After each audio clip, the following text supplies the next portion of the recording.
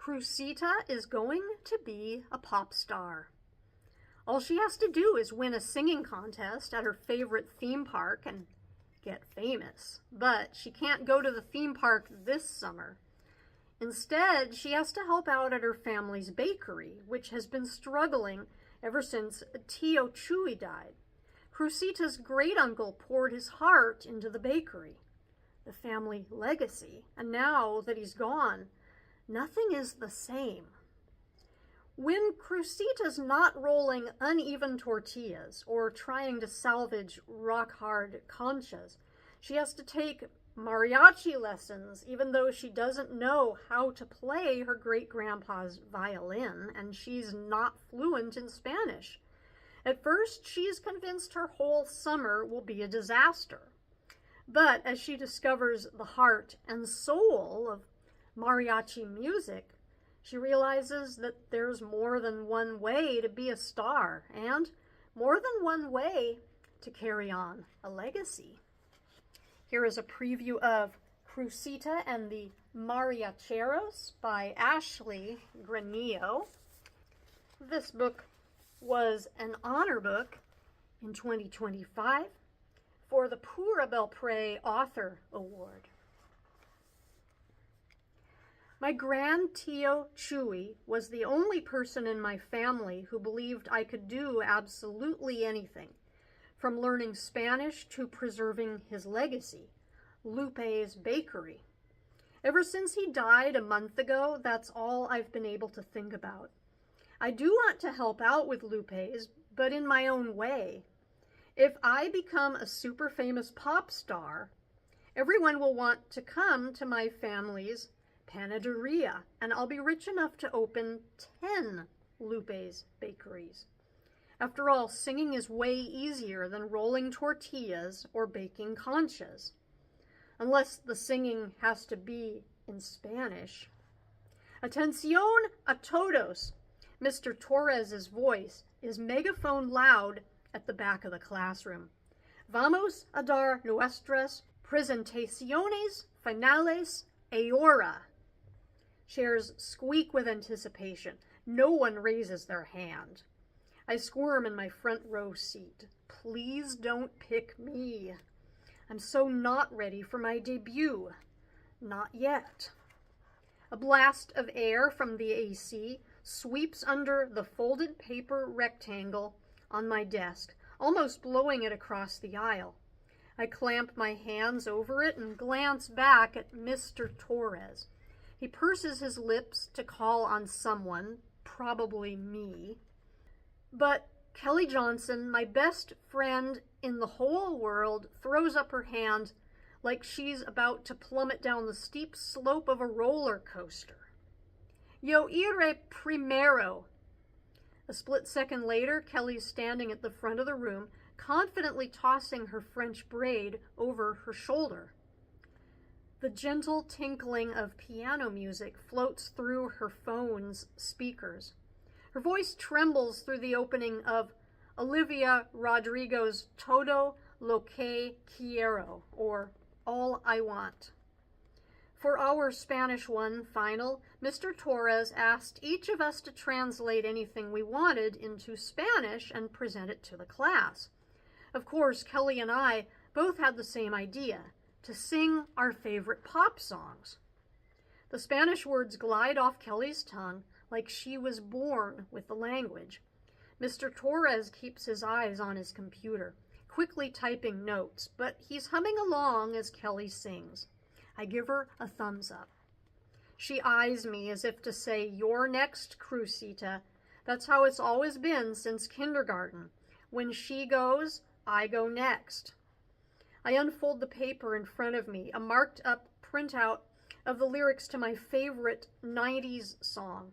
Tío Chuy's handwriting rests under the first line of printer-perfect letters. He was only able to help me translate one verse.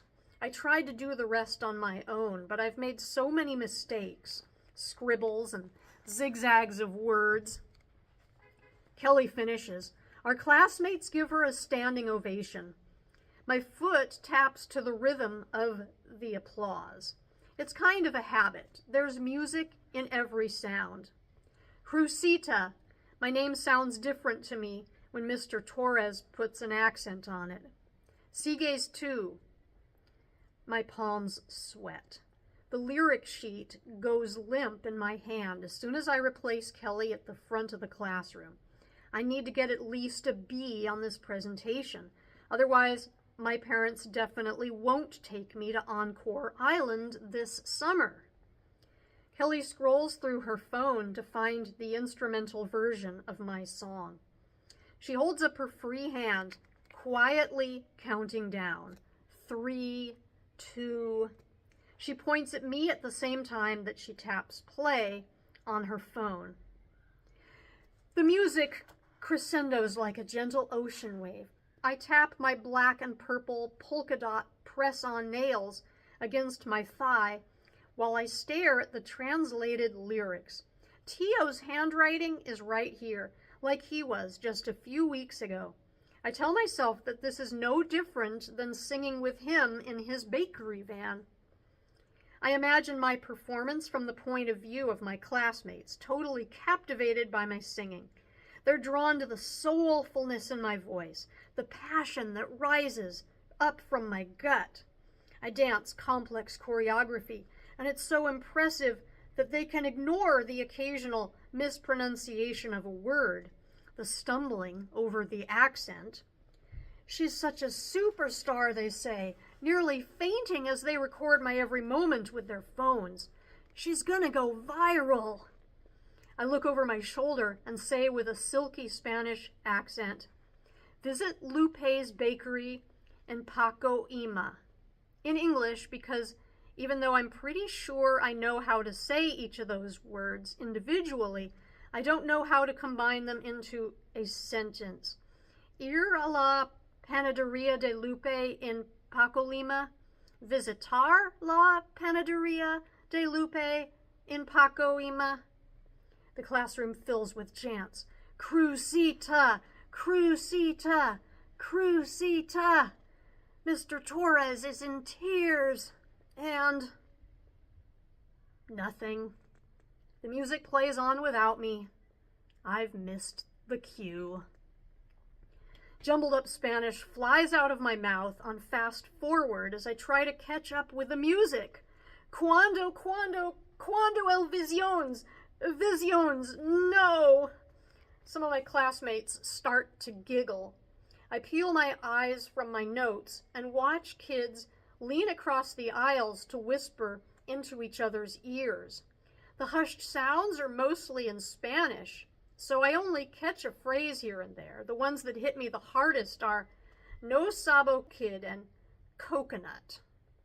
I'm not. Mr. Torres stands, and his towering presence settles everyone down immediately. He peels off his glasses and gives me a sympathetic smile. Cruzita, you can start again if you want, he says in English, which makes me feel super awful, because I'm the only student who can't hold a whole conversation with him in Spanish. By the end of the school year, you would think I could at least ask him to let me try again. But I'm not sure if it's puedo probar or puedo proban. Senor, that song's already been translated into Spanish, Hector says. He's the obnoxious kid who always reminds Mr. Torres when there's supposed to be a quiz. Isn't that like against the rules? What song are you singing again, Cruz? Mr. Torres asks, his eyes still focused on me. I glance down at the paper, which has been folded and refolded so many times that it's getting flimsy. In the corner, a yellow oil stain in the shape of a happy face smiles at me. Tío Chuy must have set the paper down on the counter after he rolled tortillas. My hands shake enough that I tear the paper along one of its fold lines. It's This I Promise You by NSYNC, Kelly says for me, from the, old ages. The 90s? Mr. Torres laughs. I'm from the 90s. Do you think I'm from the old ages? Yeah, Hector belts out, because only you understand the stuff Cruzita's into, like that disc thing she uses to listen to music. It's ancient. He points to my backpack under my chair. My mom's old CD player peeks out of the front pocket. I glare at Hector. Well, obviously, this I promise you is a classic, which you must already know since you knew it had a Spanish version. Glancing at Mr. Torres, I add quickly, but I didn't use that version to do my translation. I didn't cheat. Tio and I worked on this together.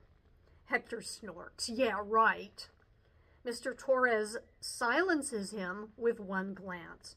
Hector slouches in his seat. Cruzita, can I see your papel, por favor? Mr. Torres mixes Spanish with English, using the words he knows I'll recognize. The paper tears again as Mr. Torres takes it out of my hands. He scans the sheet and stares at Tio's handwriting, which is clearly not mine since none of us were taught how to write in cursive. Uno momento, okay? I need to send a quick email. Mr. Torres rushes back to his desk and slides on his glasses. He types so fast that I can't catch the rhythm.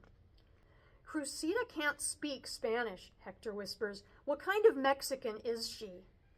Kids snicker and add their own commentary, this time in English so I can understand them. I thought her parents were Mexican. Don't they own a Mexican bakery? Yeah, but it's going out of business. They're all probably frauds. Have you seen her dad trying to sell pastries in front of the school in the afternoons? It's sad how desperate they are. They can't even make a basic concha. I leap up out of my seat and turn so fast that my chair tilts backward, but I push it back down to the floor before I fall over. Cállate, estúpido! The class gasps in unison. Hector couldn't look more shocked if an oven had exploded in his face and left him with singed eyebrows. Oh, Kaka, I am in so much trouble. This has been a preview of Cruzita and the Mariacheros.